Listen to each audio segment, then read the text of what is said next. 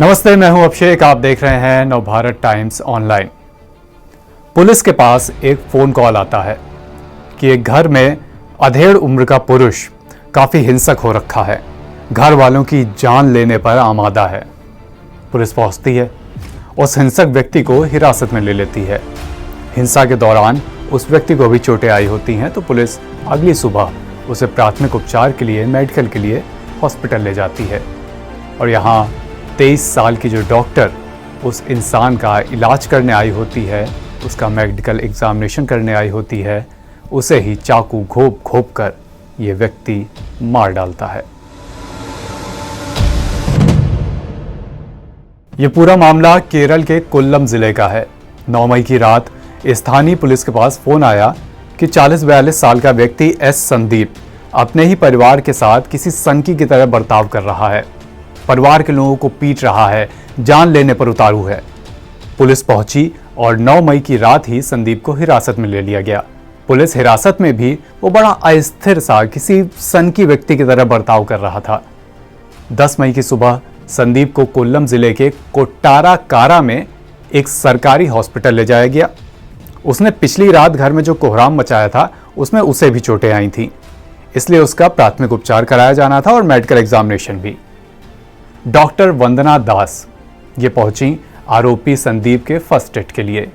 Dressing वगैरह शुरू करती हैं, लेकिन कोई कुछ समझ पाता उससे पहले संदीप एक मेडिकल नाइफ उठाता है और डॉक्टर वंदना दास की बेरहमी से चाकू घोंप घोंप कर हत्या कर देता है। वो डॉक्टर वंदना दास के सीने पर, गले पर बेरहमी से ये मेडिकल नाइफ घोंपता रहता है। साथ खड़े मेडिकल स्टाफ के अन्य लोगों पर भी हमला करता है, जिन्हें काफ़ी चोट आई।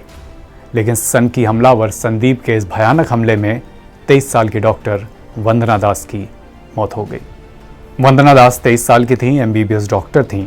2020 में मेडिकल की पढ़ाई पूरी की थी, पास आउट हुई थी।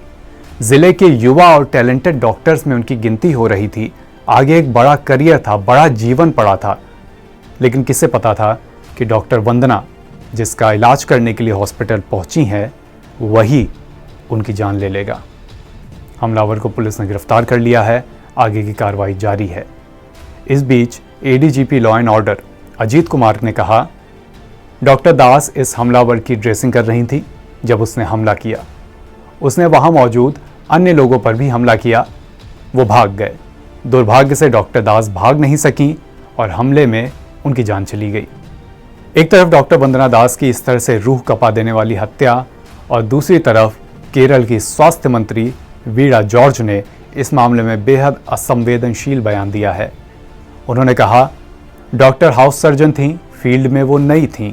हमलावर के सामने वो घबरा गईं और इस वजह से हादसे का शिकार बन गई। केरल में डॉक्टर्स यूं भी पिछले काफ़ी समय से सरकार से नाराज चल रहे हैं। उनकी मांग है कि डॉक्टरों की सुरक्षा सुनिश्चित करने के लिए बिल लाया जाए।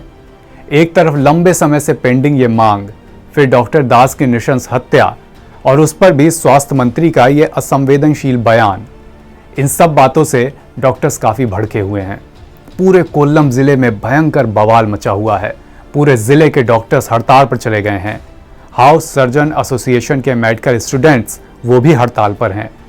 मामले की संवेदनशीलता को देखते हुए आनन फानन में राज्यपाल आरिफ मोहम्मद खान और मुख्यमंत्री पिनराई विजयन हॉस्पिटल पहुंचे। डॉक्टर वंदना दास के परिवार से उन्होंने मुलाकात की। CM विजयन ने ट्वीट किया कि हेल्थ केयर वर्कर्स की सुरक्षा को सुनिश्चित करने के लिए जल्द ही हर संभव कदम उठाए जाएंगे। लेकिन इन सब बातों के बीच तमाम सवाल हैं। सवाल कि सरकार ने हेल्थ केयर वर्कर्स की सुरक्षा को सुनिश्चित करने के लिए कदम पहले क्यों नहीं उठाए? इतने हिंसक और सनकी किस्म के आरोपी के हाथ बांधे क्यों नहीं गए? और मेडिकल एग्जामिनेशन या उपचार के दौरान क्या वहां मौजूद सुरक्षा कर्मियों की, पुलिस कर्मियों की ये जिम्मेदारी नहीं बनती थी कि वो हमलावर को काबू करते, कि वो डॉक्टर दास की जान बचाते?